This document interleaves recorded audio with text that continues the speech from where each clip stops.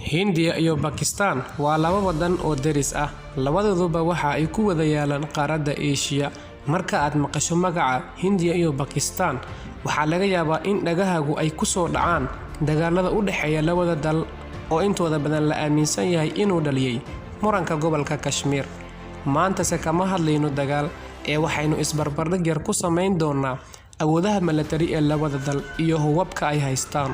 Si aan u bilowno muuqaalka, like marka hore una share garee asxaabtaada si ay wax badan uga ogaadaan awoodaha milatari ee labada dal. Waad ku mahadsan tahay daawashadaada. Sanadkii 2018 ciidamada milatariga ee dalka Hindiya waxaa lagu qiyaasay in ay gaarayeen 1,400,000 kuwaasoo loo qoondeeyay lacag gaaraysa 4 trilyan oo rubiis oo u dhiganta 58 bilyan oo doolarka Mareykanka ah.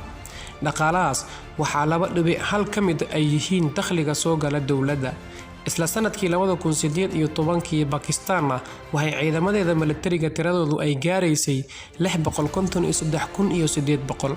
Pakistan waxa ay ciidamadeedu ku kharash garaysay lacag gaaraysa 1.22 trilyan oo rubiga Pakistaanka ah oo u dhiganta 11 bilyan oo doolarka Mareykanka ah.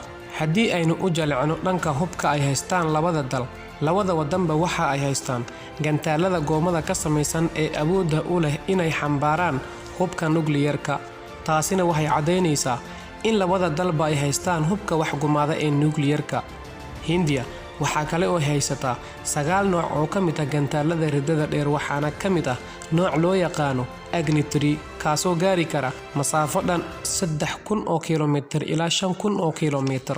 Sidoo kale gantaalada ay haysato wadanka Pakistan waxa ay badankoodu ka imaadeen dowladda Shiinaha, waxaana ka mid ah kuwa ridada gaaban iyo kuwa ridada dheerba. Gantaaladani waxa ay gaarayaan meel kasta oo ka mid ah gudaha Hindiya haddii lagu soo rido.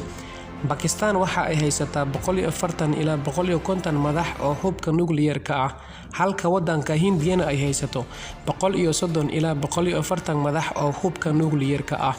Hindiya waxa ay leedahay 127,200 oo askari oo ciidanka cirka ah iyo 814 diyaaradood oo kuwa ciidanka iyo zaadka lagu qaado ah, halka Pakistan ay haysato 425 diyaaradood oo kuwa ciidanka iyo zaadka lagu qaado ah, kuwaasoo intooda badan lagu soo sameeyay wadanka Shiinaha. Labadan dal ayaa dhowr jeer gobolka Kashmir dartiis uga soo dagaalamay tan iyo markii ay xorriyadda ka qaateen gumeystihii Ingiriiska sanadkii 1942.